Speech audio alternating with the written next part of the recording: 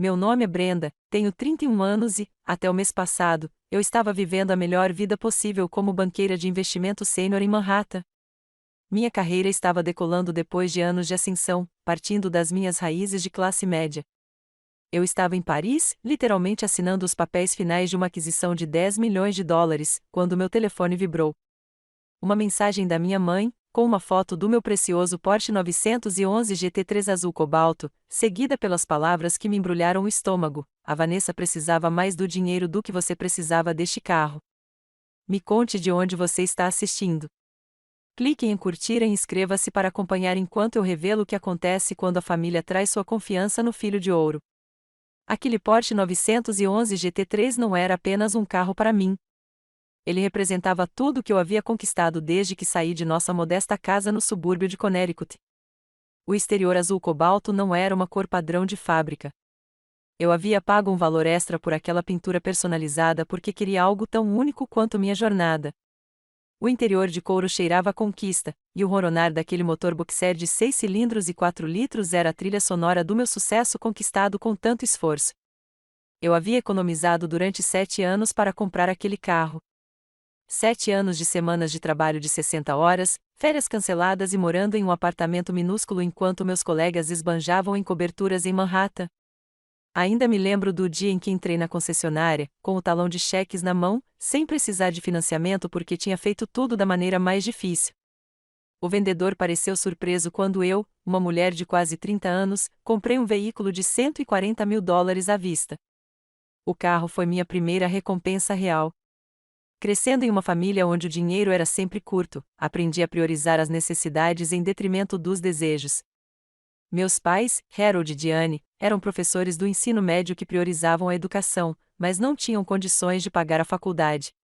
Trabalhei em 3 empregos, mantendo um GPA 4.0, para ganhar minha bolsa de estudos na Wharton. Enquanto meus amigos iam a festas, eu trabalhava no turno da noite na biblioteca do campus, de manhã em uma cafeteria e nos fins de semana fazendo contabilidade para empresas locais.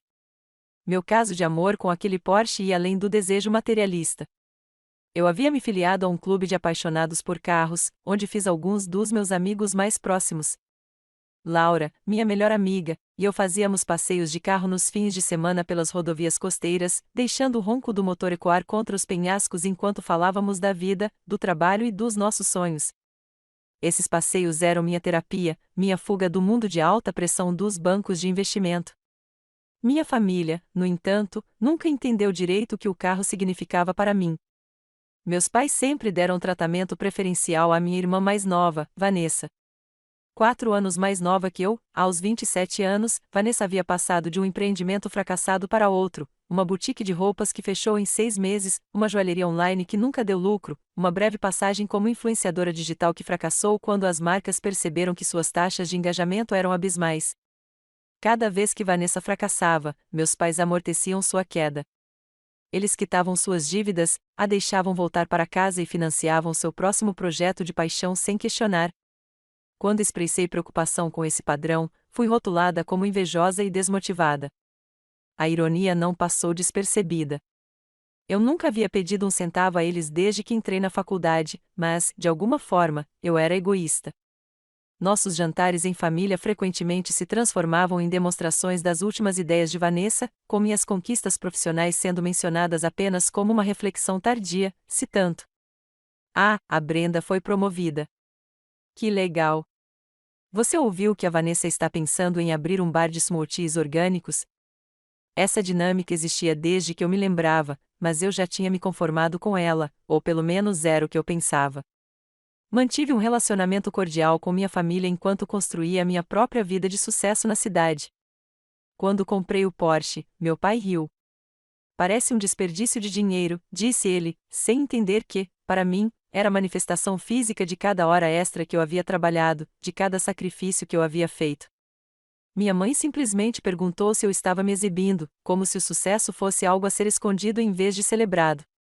Vanessa, é claro, pediu emprestado imediatamente. Só por um fim de semana, implorou, querendo impressionar alguns novos amigos. Recusei educadamente, sabendo do seu histórico de descuido com pertences.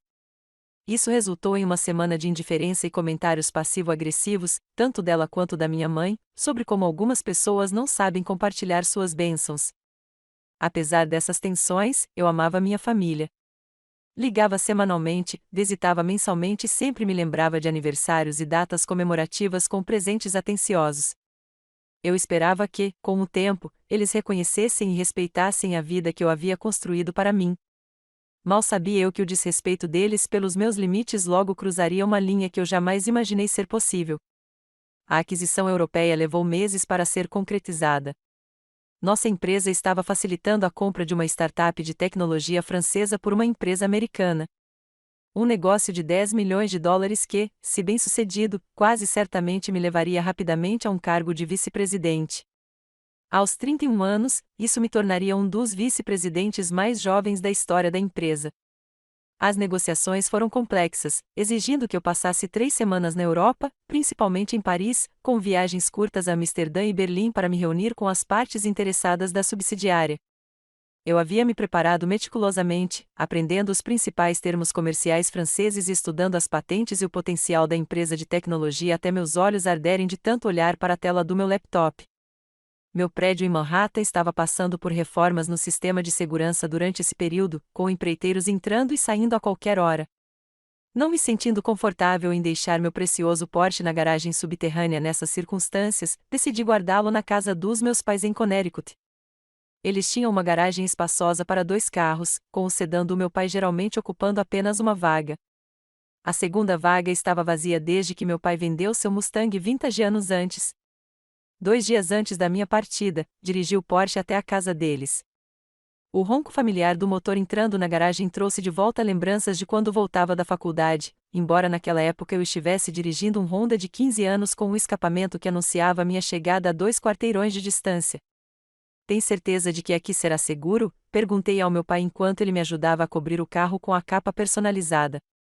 Claro, ele me garantiu, dando um tapinha no teto coberto. Ninguém vai nem saber que está aqui. Manteremos a garagem trancada. Minha mãe havia preparado meu jantar favorito, sua lasanha, com a receita que minha avó italiana havia herdado. Enquanto comíamos, expliquei a importância do negócio que estava por vir, tentando transmitir por que essa oportunidade significava tanto para mim profissionalmente.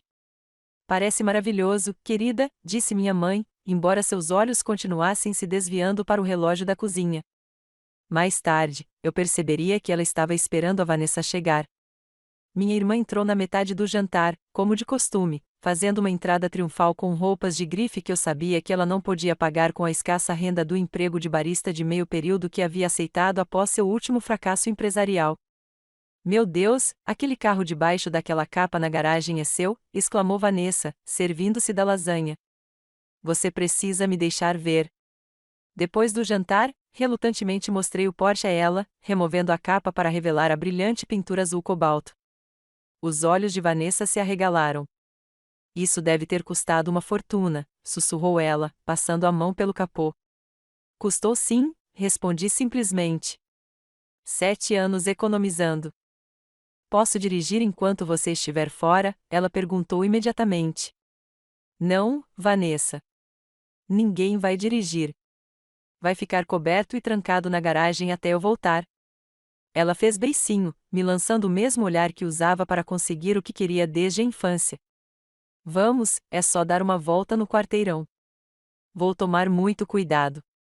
Eu disse, não, isso não é como pegar um suéter emprestado.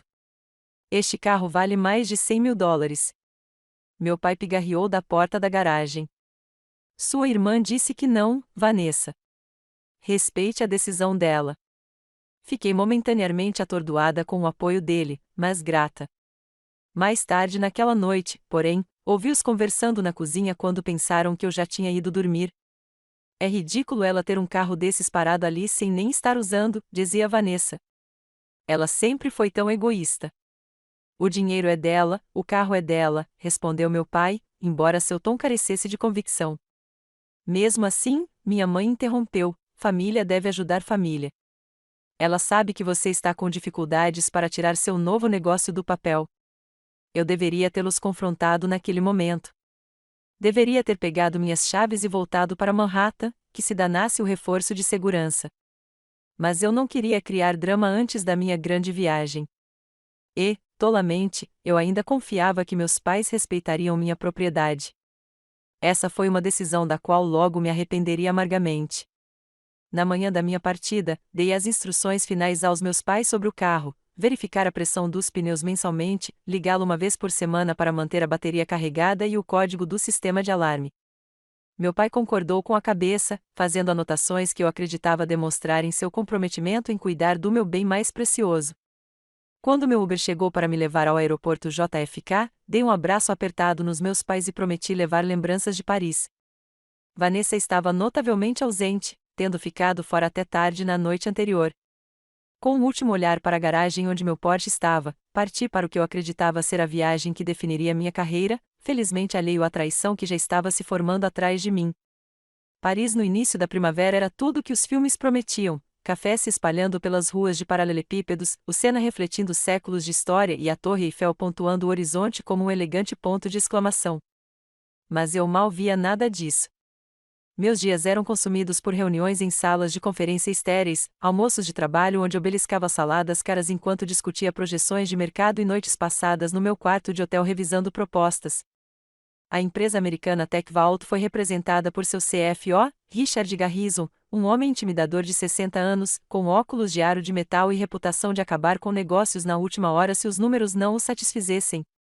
A startup francesa NeuroSync tinha algoritmos revolucionários de inteligência artificial que a TechVault desejava desesperadamente, mas eles estavam apostando pesado na avaliação. Eles estão pedindo 12 milhões agora, disse-me Richard no terceiro dia, com o rosto vermelho de raiva depois de concordarmos em 10.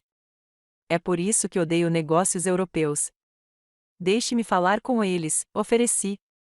O desenvolvedor-chefe deles, Antoine, parece responder melhor a mim. Isso era um eufemismo.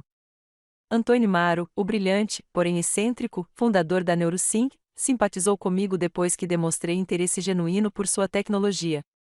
Onde Richard via cifrões, eu reconheci o potencial do trabalho de Antoine para transformar indústrias. Essa apreciação autêntica me rendeu seu respeito. As negociações se arrastaram mais do que o esperado. Uma semana se transformou em 2, depois quase 3. Eu mal dormia, sobrevivendo à base de espresso e adrenalina.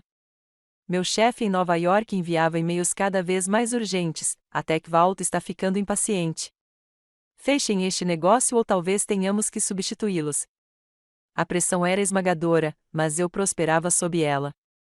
Era para isso que eu havia trabalhado todos aqueles anos: a chance de provar meu valor em um cenário internacional, movimentando milhões de dólares com a confiança que construía ao longo de anos de preparação e sacrifício. O grande avanço veio durante uma sessão noturna no escritório de Antoine. Após horas de discussão, sugeriu um meio-termo: 10 milhões à vista, mais bônus por desempenho, que poderiam potencialmente adicionar outros 3 milhões ao longo de 3 anos, se certas metas fossem cumpridas. Antoine sorriu pela primeira vez em dias. A senhora entende tanto o negócio quanto a visão, Mademoiselle Williams. Isso é aceitável para mim? Na manhã seguinte, nos reunimos na sala de conferências com vista para o Arco do Triunfo. A luz do sol entrava pelas janelas enquanto os advogados revisavam os documentos finais. Quando Richard e Antoine apertaram as mãos, o alívio me inundou. Eu tinha conseguido. O negócio de 10 milhões de dólares estava fechado e minha trajetória profissional tinha acabado de decolar. Pedi licença e fui ao banheiro, onde me permiti um momento de comemoração particular, dançando em silêncio e feliz antes de me recompor como o banqueiro profissional que todos esperavam. Mandei uma mensagem para o meu chefe: negócio fechado. 10 milhões à vista, com potencial de 3 milhões em bônus por desempenho. Sua resposta foi imediata: trabalho brilhante. Precisamos discutir o seu futuro quando você voltar. Era isso. A vice-presidência estava ao meu alcance. Eu voltaria para Nova York, triunfante, dirigiria meu lindo Porsche até o escritório na segunda-feira e aceitaria a promoção que havia conquistado com anos de dedicação e esta última conquista impressionante. Ou assim eu pensava. Enquanto eu arrumava meu quarto de hotel naquela noite, me preparando para um voo de volta para Nova York no dia seguinte, meu telefone tocou com uma mensagem da Laura: me ligue o mais rápido possível. É sobre o seu carro. Meu estômago embrulhou. Liguei imediatamente. O que houve? Aconteceu alguma coisa com o Porsche? Perguntei assim que ela atendeu. A voz de Laura estava hesitante. Brenda, não sei como te contar isso, mas acabei de ver a Vanessa dirigindo uma BMW novinha em folha. Quando perguntei a ela sobre isso, ela se gabou de que sua nova loja seria inaugurada na semana que vem. E a Brenda me disse que seus pais venderam seu Porsche para ajudar a financiar a loja dela. A sala pareceu se inclinar para o lado. Isso é impossível. Eles não fariam isso. Eles não poderiam fazer isso. Sinto muito, disse Laura. Ela me mostrou fotos do seu carro no estacionamento de alguma concessionária no celular dela. Ela estava rindo de como você nem sentiria falta dele com todo o seu dinheiro. Encerrei a ligação atordoado e imediatamente tentei ligar para meus pais. Ninguém atendeu. Liguei para o telefone fixo deles. Nada. Mandei uma mensagem para minha mãe: Você vendeu meu carro? Nenhuma resposta. Liguei para Vanessa em seguida. O telefone dela caiu direto na caixa postal. Aquela noite foi a mais longa da minha vida. Sentei-me na beira da cama do hotel, alternando entre a descrença, a raiva e a tristeza. O carro que representava minha independência e sucesso havia sido tirado de mim pelas mesmas pessoas que deveriam ter protegido o que era meu. E para quê? Mais um dos negócios fadados ao fracasso de Vanessa. Mudei meu voo, pagando uma taxa exorbitante para partir na manhã seguinte, em vez de esperar até o dia seguinte, como planejado. Enquanto o avião cruzava o Atlântico, eu não conseguia nem apreciar o triunfo do negócio que acabará de fechar. Tudo o que eu conseguia pensar era em confrontar a traição que me esperava em casa. O Uber do JFK até a casa dos meus pais em Connecticut parecia se arrastar no trânsito. Cada sinal vermelho era uma eternidade. Cada motorista lento, um obstáculo entre mim e a verdade que eu precisava confirmar com meus próprios olhos. Eu mal tinha dormido durante o voo noturno, com a mente a 1000 por hora, imaginando cenários de confronto, cada um terminando com uma versão diferente de justiça sendo feita. Quando finalmente chegamos à garagem dos meus pais, a primeira coisa que notei foi a garagem vazia. A porta estava aberta, revelando o sedã do meu pai e a vaga onde deveria estar meu Porsche. Apesar do aviso de Laura, uma parte de mim se agarrou à esperança de que tudo aquilo fosse um mal-entendido, de que meu carro estaria lá, seguro sob sua proteção. Essa esperança morreu enquanto eu empurrava minha mala pela garagem. Minha mãe abriu a porta da frente antes que eu pudesse bater, com uma expressão que misturava surpresa e algo mais, culpa, talvez, ou desafio. Era difícil dizer. Brenda, você voltou cedo. Não esperávamos você antes de amanhã. Ela se moveu para me abraçar, mas eu recuei. Onde está meu carro? Minha voz estava estranhamente calma, contrastando com a tempestade que se alastrava dentro de mim. Meu pai apareceu atrás dela, com o rosto pálido. Vamos conversar lá dentro. Segui-os até a sala de estar, que já era familiar, e notei que nada havia mudado.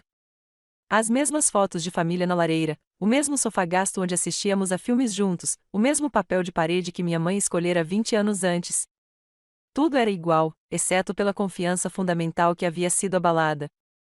Onde está meu Porsche? Repeti, deixando minha mala de lado e permanecendo em pé enquanto eles se sentavam. Minha mãe suspirou e ergueu o queixo daquele jeito que fazia quando acreditava estar certa, independentemente das evidências em contrário. Vanessa precisava de capital inicial para sua nova boutique. O banco não lhe concedeu um empréstimo por causa dos contratempos anteriores.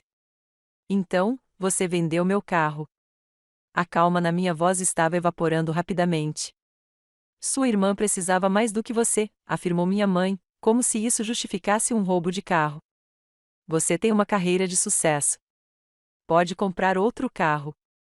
Esta era a última chance da Vanessa de fazer algo por si mesma. Meu pai, pelo menos, teve a decência de parecer desconfortável. Íamos te contar quando você voltasse. Achamos que você entenderia. Família ajuda família. Essa decisão não foi sua, eu gritava agora, anos de frustração contida explodindo. Aquele carro era meu. Eu trabalhei para consegui-lo. Eu paguei por ele. Você não tinha o direito. A expressão da minha mãe endureceu. Não fale assim comigo, mocinha.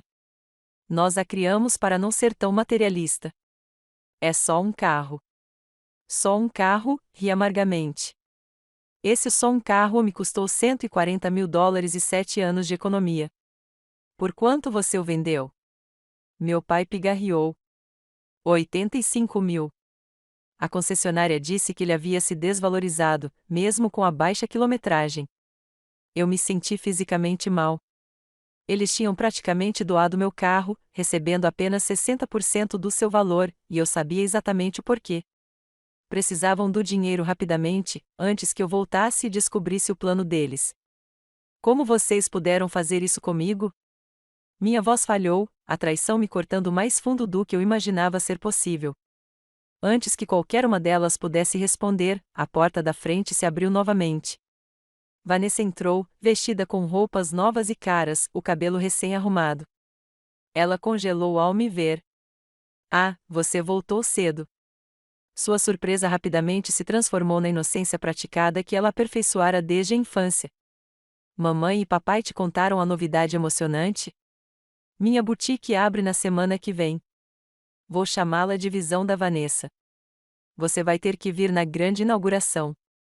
Ela falou como se nada estivesse errado, como se não tivesse acabado de participar do roubo. Seu descaso flagrante pelo que tinha feito acendeu algo frio e resoluto dentro de mim. Como está o novo BMW? Perguntei baixinho. Ela teve a audácia de sorrir. É incrível. Não é tão chamativo quanto o seu Porsche, mas é mais prático para os negócios, sabe? Então, você ganhou um carro novo e um novo negócio com o dinheiro do meu carro, esclareci, conectando pontos que eu suspeitava, mas precisava confirmar.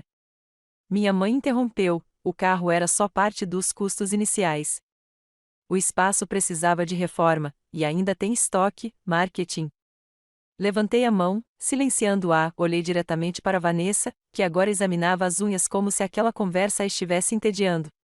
Então eu disse as 6 palavras que mudariam tudo: ela vai me pagar cada centavo. O rosto da minha mãe se fechou. Meu pai desviou o olhar.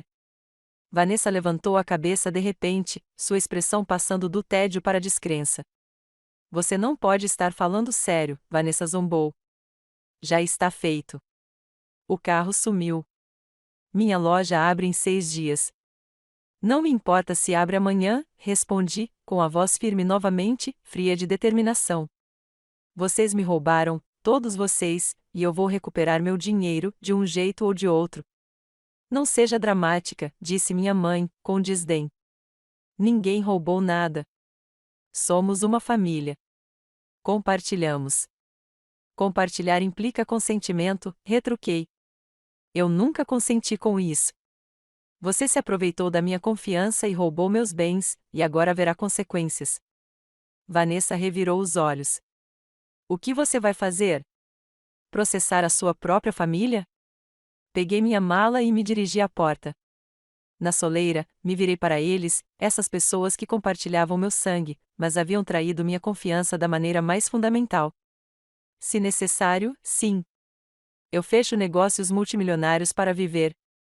Acredite em mim quando digo que estou totalmente preparada para recuperar o que é meu. Saí, fechando a porta com firmeza atrás de mim. Ao chamar outro Uber, senti uma estranha mistura de tristeza e determinação. A família que eu conhecia havia partido, substituída por pessoas em quem eu não podia confiar. Mas, naquela dolorosa clareza, encontrei uma nova força. Eles me subestimaram a vida toda.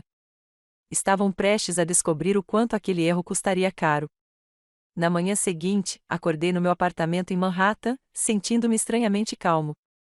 O choque e a raiva iniciais haviam se cristalizado em algo mais específico, uma determinação de consertar aquele erro. Eu não ia deixar essa traição continuar, não apenas pelo valor monetário do carro, mas pelo princípio. Alguns limites nunca devem ser ultrapassados, mesmo pela família. Meu primeiro telefonema foi para Daniel Cooper, um advogado formado em Harvard com quem trabalhei em vários negócios. Ele era especialista em contencioso financeiro, mas tinha formação em direito imobiliário. Expliquei minha situação durante o café da manhã em um café tranquilo perto do meu apartamento. Então, seus pais venderam seu carro sem permissão enquanto você estava fora do país, esclareceu Daniel, mexendo o café pensativamente. Exatamente. Deixei na garagem deles para guardar, não para venderem. E o título estava somente em seu nome? Sim, completamente. Paguei à vista. Eles não tinham nenhum direito legal sobre ele. Daniel assentiu, com a expressão séria. Isso é simples, legalmente falando. O que eles fizeram constitui conversão, apropriação indébita de propriedade alheia. Você deu a eles algum documento que os autorizasse a vender o veículo, procuração, algo assim? De jeito nenhum. Só pedi para eles guardarem o veículo enquanto eu estivesse na Europa. Ele fez anotações em seu bloco de notas. Temos várias opções. Podemos entrar com uma ação civil pelo valor integral do veículo, não pelo preço de venda, mas pelo valor real. Podemos até entrar com uma ação criminal, embora eu ache que você prefira não ver seus pais na cadeia. Estremeci com a ideia. Apesar de tudo, eu não queria isso. O objetivo é reaver meu dinheiro, não arruinar a vida deles. Considero minha irmã a maior responsável. Ela os manipulou, tenho certeza. Depois, vamos nos concentrar na recuperação. Vou redigir uma carta de cobrança imediatamente. Às vezes, só ouvir um advogado já é suficiente para fazer as pessoas levarem a situação a sério. Enquanto Daniel trabalhava na parte jurídica, comecei minha própria investigação. Eu ainda tinha a chave reserva da casa dos meus pais, uma chave que agora percebi que nunca mais deveria usar sem permissão explícita. Mas, antes de entregá-la, eu precisava de informações. Esperei até o dia seguinte, quando soube que os dois estariam trabalhando. Meu pai ainda lecionava história no ensino médio, e minha mãe era bibliotecária na escola primária local. Vanessa provavelmente estaria em sua preciosa boutique, se preparando para a grande inauguração. A casa estava vazia quando cheguei. Fui direto ao escritório do meu pai, onde ele guardava todos os documentos importantes. Não demorou muito para encontrar a papelada da venda do carro. Meu pai sempre fora meticulosamente organizado, no mínimo. A venda foi concluída apenas 3 dias depois de eu partir para a Europa. Eles não esperaram nem uma semana. O comprador foi a Winchester Luxury Motors, uma concessionária de carros usados de luxo a cerca de 48 quilômetros de distância. O preço de venda foi exatamente o que meu pai havia admitido, $85.000. A assinatura na transferência de propriedade foi uma falsificação minha. Isso era algo que eu não esperava, fraude de verdade, além de roubo. Fotografei todos os documentos com meu celular e localizei os extratos bancários. De fato, houve um depósito de $85.000, seguido por um saque de $60.000 para uma empresa chamada Vision LLC, a nova empresa de Vanessa.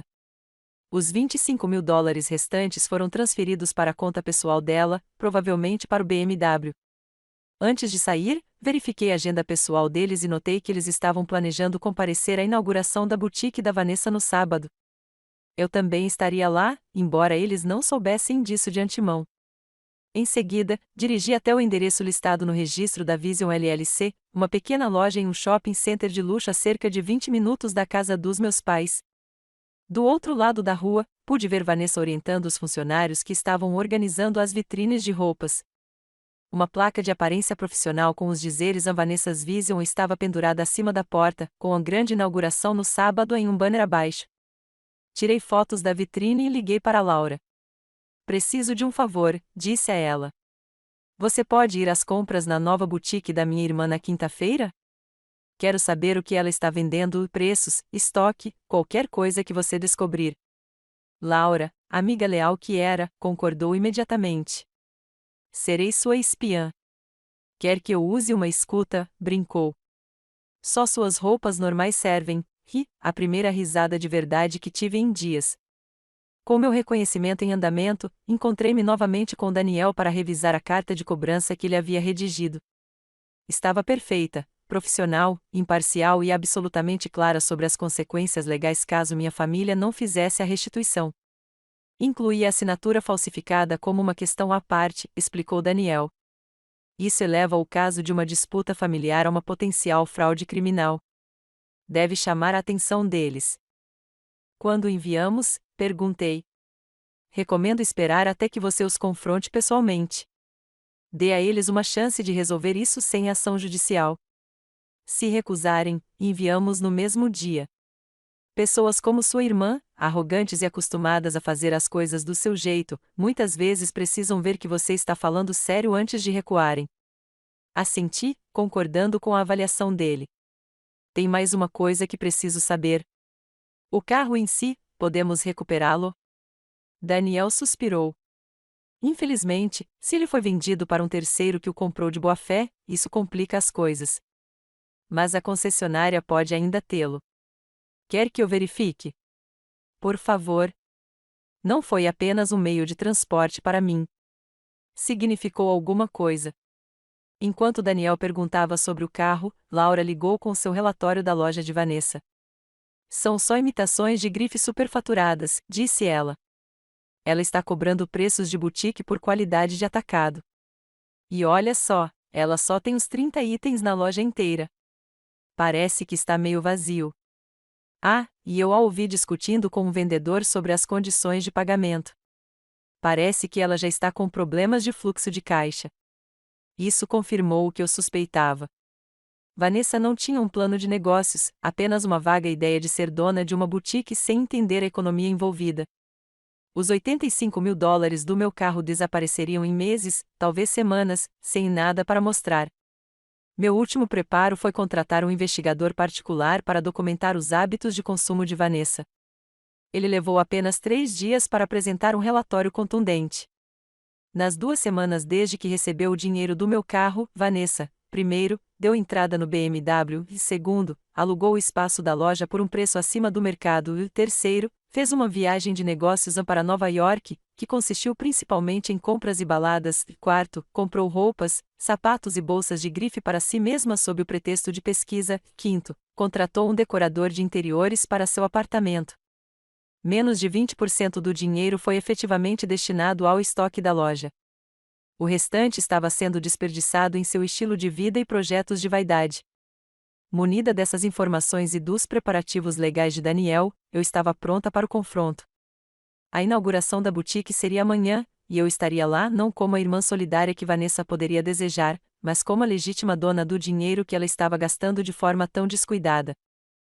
A manhã de sábado amanheceu brilhante e clara, o tipo de dia perfeito de primavera que normalmente me faria dar uma volta de Porsche pela costa. Em vez disso, eu estava me preparando para um confronto que alteraria para sempre a dinâmica da minha família. Vesti-me cuidadosamente com meu traje profissional mais imponente, um terno cinza escuro que eu normalmente reservava para negociações de alto risco. Meu cabelo estava preso em um rabo de cavalo elegante, minha maquiagem minimalista, mas precisa.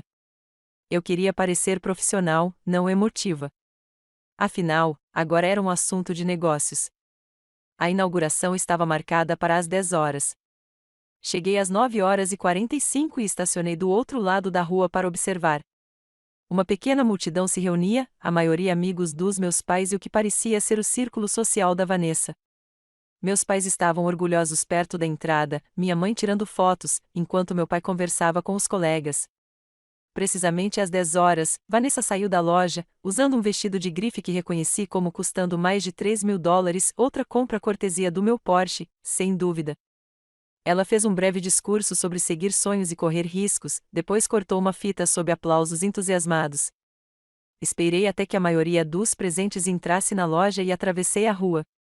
Pela vitrine, pude ver as pessoas olhando as prateleiras esparsas, bebendo champanhe de cortesia e conversando educadamente. Era a hora.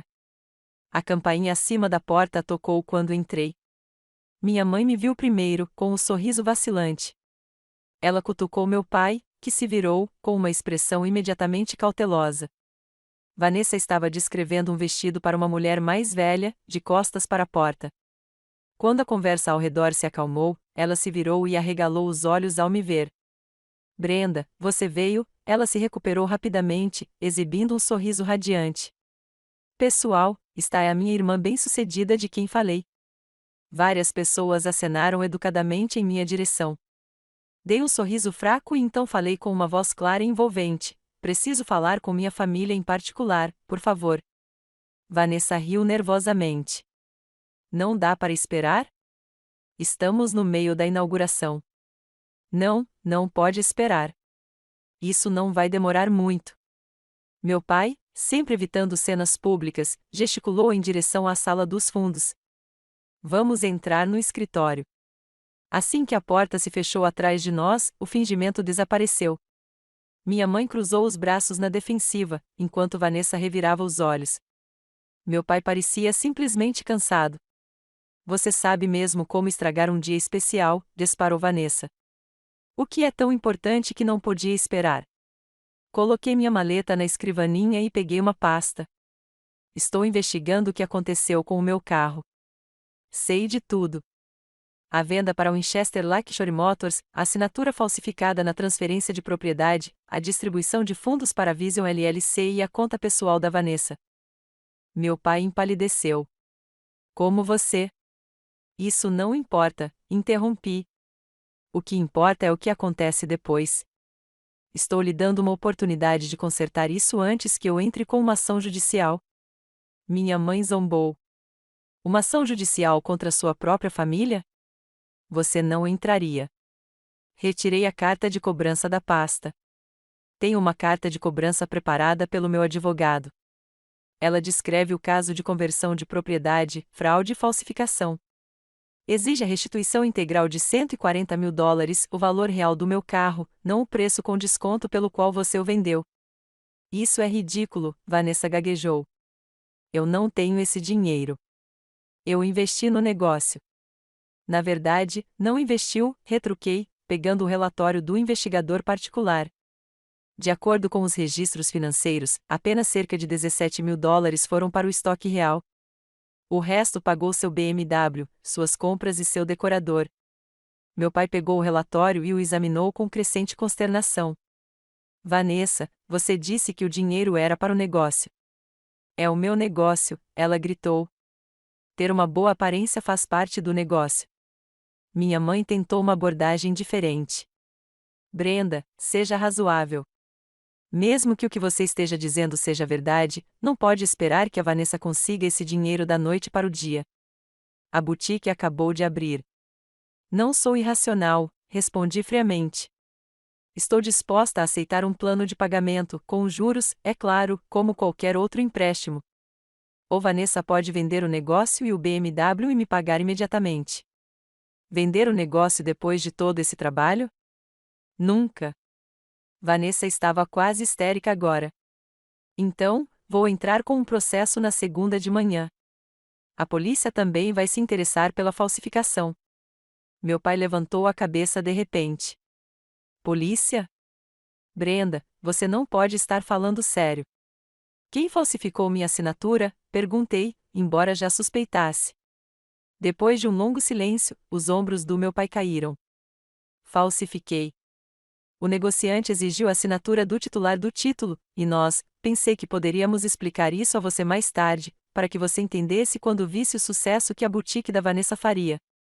Admitir isso doeu mais do que eu esperava. Meu próprio pai havia cometido fraude, acreditando que eu simplesmente aceitaria depois do ocorrido.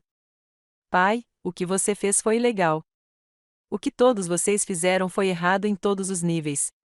Você traiu minha confiança. Você me roubou. E agora está agindo como se eu fosse a pessoa irracional por querer justiça. Minha mãe começou a chorar. Se por remorso genuíno ou por manipulação, eu não conseguia mais dizer. Somos uma família, Brenda. Famílias perdoam. O perdão tem que ser conquistado, respondi. Começa com a reparação. A porta se abriu de repente e Laura entrou. Eu a havia convidado para dar apoio moral, mas o momento da sua entrada foi perfeito para um efeito dramático. Desculpe interromper, disse ela, sem parecer nem um pouco arrependida, mas achei que você gostaria de ver isso, Brenda. Ela me entregou o celular, aberto para uma conversa por mensagem. Li em silêncio e depois virei a tela para minha família ver. Eram mensagens de Vanessa para Laura, de 6 meses antes. LOL, acabei de sabotar a apresentação da Brenda ao derramar café acidentalmente no laptop dela antes da reunião importante. Ela nunca mais vai conseguir essa promoção. Talvez ela pare de ser tão convencida. Mais mensagens se seguiram, detalhando outras maneiras pelas quais Vanessa havia deliberadamente tentado me prejudicar ao longo dos anos, desde pegar minhas roupas emprestadas e danificá-las deliberadamente até espalhar boatos entre nossa família de que eu era fria e me achava melhor do que todo mundo. O rosto de Vanessa perdeu a cor. Você não tinha o direito de mostrar isso. Eram coisas particulares. Como se meu carro fosse propriedade particular, retruquei. A Laura me mostrou isso meses atrás. Eu te perdoei na época, atribuindo isso à inveja e à insegurança. Mas agora eu vejo o padrão. Você se ressentiu do meu sucesso em vez de trabalhar pelo seu, e nossos pais permitiram o seu pior comportamento. Meu pai olhou para nós duas, com confusão e consternação evidentes no rosto. Vanessa, me diga que você não sabotou sua irmã de propósito. Pela primeira vez, Vanessa pareceu perceber que não tinha escapatória. Sua imagem cuidadosamente construída estava se desintegrando. Você não entende o que é ser irmã da Brenda, explodiu ela. A Brenda perfeita, com suas bolsas de estudo, seu emprego chique e seu carro caro. Todo mundo sempre me comparando a ela, se perguntando por que eu não podia ser mais parecida com ela. Então, você decidiu me derrubar em vez de se fortalecer? Perguntei baixinho. Você se acha muito melhor do que eu? Ela disparou. Você e sua atitude de superioridade, menosprezando meus negócios falidos enquanto desconta seus cheques poupudos de Wall Street. Alguém precisava te derrubar. A sinceridade crua era quase revigorante depois de anos de comportamento passivo-agressivo. Pelo menos agora a verdade estava à mostra. Minha mãe pareceu arrasada. Vanessa, como você pôde pensar assim da sua irmã? Depois de tudo que ela fez para te ajudar ao longo dos anos. Me ajudar? Ela nunca me ajudou. Ela só conseguiu e me fez parecer mal em comparação. Eu me ofereci para ajudar você a escrever planos de negócios, lembrei a ela. Eu me ofereci para apresentá-la a potenciais investidores. Você recusou porque disse que queria fazer do seu jeito. Seu jeito aparentemente incluía roubar de mim. Meu pai sentou-se pesadamente em uma cadeira próxima. Cometemos um erro terrível, admitiu, parecendo mais velho do que eu jamais o vira. Todos nós. Concordei, sem sentir satisfação com a constatação deles, apenas uma profunda tristeza por ter chegado a esse ponto. Então, o que acontece agora é com você. Ou a Vanessa começa a liquidar os bens para me pagar, ou eu entro com o processo na segunda de manhã. Vanessa parecia em pânico. Mas a boutique acabou de abrir. Como eu vou vendê-la já? Isso não é problema meu, respondi.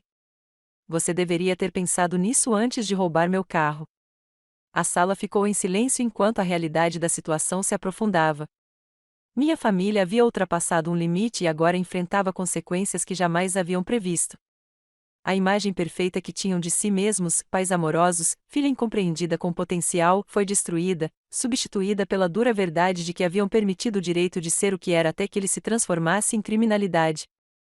E eu, a filha que eles consideravam garantida, finalmente me mantive firme no que era certo, independentemente dos laços de sangue. As consequências desse confronto se desenrolaram nas semanas seguintes, com a inevitabilidade de uma tragédia grega. A loja de Vanessa fechou antes de completar um mês de funcionamento. Os poucos itens vendidos foram com grandes descontos, já que sua estratégia de preço se mostrou tão falha quanto seu modelo de negócios. O BMW foi o próximo a ser vendido, para uma concessionária, com prejuízo significativo, considerando que ela o havia comprado recentemente. Meu pai, para seu crédito, assumiu a responsabilidade de uma forma que me surpreendeu. Ele liquidou parte de suas economias de aposentadoria para contribuir com a restituição. Somados aos lucros dos empreendimentos fracassados de Vanessa, eles conseguiram me reembolsar $120 mil dos $140 mil que eu havia exigido. Aceitei isso como pagamento integral, reconhecendo que os $20 mil restantes eram um pequeno preço a pagar pela clareza que essa situação havia trazido à minha vida. Com o dinheiro do acordo, comprei outro carro, um Mercedes classe prateado. Era lindo, confortável e exatamente o que eu precisava, mas faltava-lhe a conexão emocional que eu sentia com o meu Porsche. Daniel descobriu que meu carro original havia sido vendido para um colecionador na Califórnia poucos dias depois que meus pais o venderam para a concessionária. Ele se foi, junto com o sonho que representava. Mas a vida seguiu em frente. Meu sucesso com a aquisição europeia me rendeu a vice-presidência da minha empresa, além de um bônus substancial que mais do que cobriu o prejuízo financeiro com o carro. Meu escritório agora tinha vista para o Central Park, e minha equipe havia dobrado de tamanho. Profissionalmente, eu estava em ascensão mais alta do que nunca. Meu relacionamento com a família, no entanto, exigiu uma cura mais complexa. Durante 3 meses após o confronto, mantive contato mínimo, mensagens curtas e educadas em aniversários e feriados, mas nada mais. Eu precisava de espaço para processar a traição e decidir que tipo de relacionamento eu queria com eles no futuro, se é que queria ter algum. Minha mãe foi a primeira a se aproximar significativamente. Ela enviou uma carta escrita à mão que chegou ao meu apartamento numa noite chuvosa de terça-feira. Ao contrário de suas tentativas anteriores de comunicação, repletas de justificativas e sutis sentimentos de culpa, esta carta continha um pedido de desculpas genuíno. Perdemos de vista o que realmente importa, escreveu ela. Favorecemos uma criança em detrimento de outra e, ao fazer isso, falhamos com vocês duas. Vanessa nunca aprendeu a ser responsável e você nunca se sentiu verdadeiramente valorizada. Lamento profundamente a dor que lhe causamos e por trair sua confiança de forma tão fundamental. Foi um começo. 2 semanas depois, concordei em encontrá-los para almoçar em um local neutro, um restaurante a meio caminho entre Manhattan e a casa deles em Connecticut. A conversa foi forçada no início, dolorosa em sua polidez. Mas, à medida que a refeição avançava, algo mudou. Meu pai contou como eles estavam fazendo terapia familiar, aprendendo sobre limites saudáveis e os danos causados pelo favoritismo. Achávamos que estávamos ajudando Vanessa ao sempre resgatá-la, explicou ele. Mas, na verdade, estávamos impedindo que ela crescesse. E não demos a devida importância a você, porque você sempre foi tão capaz. Eu também precisava de você, admiti. Não financeiramente, mas precisava do seu reconhecimento, do seu orgulho pelo que eu havia conquistado. Estávamos orgulhosos, insistiu minha mãe. Só não sabíamos como demonstrar isso sem fazer Vanessa se sentir pior consigo mesma. Lidamos com tudo errado. Não foi uma reconciliação instantânea. A confiança, uma vez abalada, não se refaz sem rachaduras visíveis, mas foi uma conversa honesta, talvez a primeira troca verdadeiramente honesta que tivemos como família em anos. A jornada de Vanessa foi mais complicada. Depois que a loja faliu e o BMW sumiu, ela entrou em depressão, finalmente confrontando a realidade de que seu padrão de fracassos não se devia à má sorte ou à falta de apoio, mas sim às suas próprias escolhas e atitudes. Meus pais, sem mais apoiá-la, insistiram que ela procurasse ajuda profissional. 6 meses após o confronto, ela entrou em contato comigo diretamente. Nos encontramos em um café perto do meu escritório. Ela parecia diferente, suas roupas estavam mais simples, a maquiagem mínima, sua expressão humilde. Fiz terapia, disse ela sem rodeios. Acontece que tenho muitos problemas para resolver. Que bom, respondi cautelosamente. A terapia ajudou muitas pessoas. A terapeuta me ajudou a ver que eu competi com você a vida toda e, quando não consegui vencer, tentei te sabotar. Foi errado, e me desculpe. Observei seu rosto, procurando a manipulação que eu esperava. Mas seus olhos estavam límpidos, sua expressão aberta. Parecia remorso genuíno. Eu aprecio isso, disse finalmente. Levará tempo para reconstruir a confiança. Eu sei. Ainda não estou pedindo perdão. Não o fiz por merecer. Ela respirou fundo. Consegui um emprego de verdade, com horário fixo, chefe e tudo. Sou assistente de gerente em uma loja de varejo no shopping. Como está indo? É difícil, ela admitiu. Receber pedidos, lidar com clientes, ser responsável pelos meus erros, mas também é meio libertador. Pela primeira vez, estou aprendendo habilidades de verdade, em vez de apenas perseguir um sonho vago de ser dona de um negócio sem fazer o trabalho. Conversamos por 1 hora. Não foi uma reconciliação milagrosa, mas foi um começo. Ela estava assumindo a responsabilidade, e eu, cautelosamente, abri a porta para um novo relacionamento com ela, um relacionamento diferente, baseado na realidade, em vez de ressentimento e competição. Hoje, quase 1 ano após o acidente de carro, nossa família está diferente, não perfeita, não completamente curada, mas mais saudável. Meus pais aprenderam a respeitar limites. Vanessa foi promovida no emprego e está fazendo aulas de administração na faculdade comunitária, construindo uma base de conhecimento antes de tentar outro empreendimento. E aprendi que manter meu próprio valor não significa excluir as pessoas para sempre. Significa exigir que me tratem com o respeito que mereço. A perda do carro dos meus sonhos me ensinou que, às vezes, as coisas mais valiosas que perdemos abrem espaço para algo mais importante: respeito próprio, relacionamentos honestos e a coragem de exigir mais das pessoas que dizem nos amar. Não me arrependo de ter forçado minha irmã a retribuir o que me foi tirado. Essa consequência foi necessária para o seu crescimento e para que a justiça fosse feita. Mas a verdadeira retribuição veio na forma de verdade, responsabilidade e da dolorosa, porém essencial, reconstrução dos laços familiares, com base no respeito genuíno, e não na obrigação. Então, o que você faria se alguém que você ama traísse sua confiança?